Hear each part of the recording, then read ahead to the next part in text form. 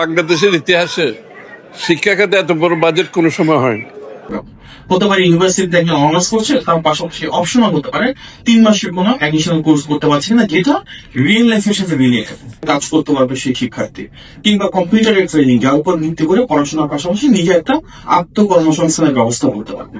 সুতরাং আমরা যখন কারিকুলামের কথা ঘোষণা রয়েছে, যেটা ইউনিভার্সিটি গুলো থেকে আমাদের প্রত্যাশা হচ্ছে ওনারা এগিয়ে আসবে, উনি সবসময় বলতে ওনাদেরকে রিকোয়েস্ট করবো যদি সুযোগ হয় মাননীয় প্রধানমন্ত্রীর প্রত্যাশা মোতাবেক আপনার ল্যাঙ্গুয়েজ সেন্টারে 2-3টা সাবজেক্ট শুরু করতে পারি, আমরা যে আগামী 5 বছরে একটা ভালো অবস্থানে পৌঁছে যেতে পারবো। As you become more globally integrated, একটা থার্ড ল্যাঙ্গুয়েজ থাকলে বাংলাদেশ থেকে বিশ্বের বিভিন্ন জায়গায় অবারিত কাজের সুযোগগুলো সম্পৃক্ততা দেখতে যাওয়া, একটা কালচার হিস্ট্রি আর স্পোর্টস মিনিস্ট্রি, অর্থাৎ শিক্ষা ক্লাস 1 থেকে 5 পর্যন্ত প্রাইমারি স্কুলের সব শিক্ষার্থীদেরকে নিয়ে 22 লক্ষ ছাত্রছাত্রীর অংশগ্রহণ। একই সাথে ক্লাস 6 থেকে 12 সচিব মহোদয়ের নেতৃত্বে সেখানে একটা আমাদের startup of innovation idea competition also one form of making inclusive education system, যেখানে একদম অল্পপাড়ার একটা স্কুল বা কলেজের শিক্ষার্থী সেখানে সামান থাকবে সুযোগ হলে আপনারা কিছু ওকে মাননীয় প্রধানমন্ত্রী যেটা পদ্ধতি সেগুলো থাকতে পারে। সুতরাং আমরা যখন বলি যে বাংলাদেশের সবচেয়ে বড় অ্যাডভান্টেজ কি, এর সাথে সরকারের ভাগ্য সরাসরি জড়িত। কারণ আজ থেকে 4.5 বছর পর আমরা 6 মাস অতিক্রমের পর দেখবো যখন নির্বাচন আসবে, তরুণদের জন্য আমরা কি করছি, তাদেরকে কি আমরা দক্ষ এবং যোগ্য হিসাবে গড়ে তুলছি কিনা, তাদেরকে কি আমরা এমপ্লয়মেন্টের জন্য প্রস্তুত করছি কিনা, তাদেরকে কি আমরা এন্টারপ্রেনারশিপ বা সুতরাং as a political stake holder আমরা তো অবশ্যই চাইবো যে তরুণদের ভোটে আমরা রাষ্ট্র পরিচালনা এসেছি তাদের জন্য ভালো কিছু করার জন্য। এবং গ্র্যাজুয়েশন হচ্ছে তার একটা বড় অংশ কেন কর্মসংস্থান হয় না, ফাইন্ড আউট কর্মসংস্থান যেন হয় সেই ধরনের পলিসি ইন্টারভেনশন থিওরিটিক্যাল প্র্যাকটিক্যাল রেলেভেন্সটা কম, ইন্ডাস্ট্রির সাথে কানেক্টিভিটি কম, এবং এই বাজওয়ার্ডটা কিন্তু অ্যানাদার থিংস। আমাদের এখন একটা টাইম আসছে যে with the trust right from the prime minister side যেতে পারি so that words can actually transfer into action. আপনাদের কিন্তু এনকারেজ করবো যদি কাজ হওয়ার সুযোগ আছে।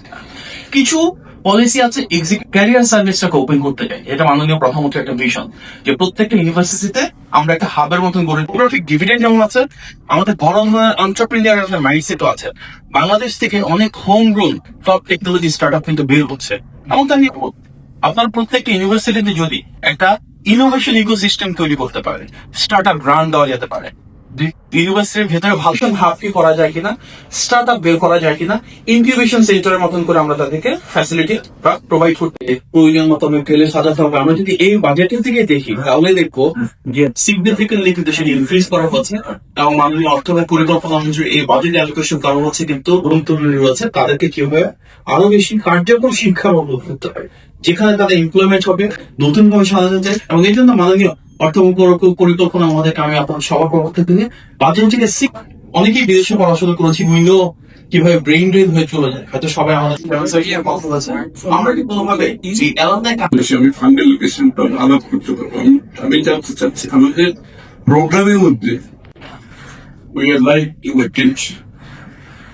এখান থেকে এখন আমরা চেষ্টা করছি সেলগেজ করে, দিস ইজ দ্য সেলগেজ এরকম একটা ক্রাইসিস টাইমে হয়ে গিয়ে আমরা ফায়ার ফাইটিং করতেছি, ফায়ার ফাইট।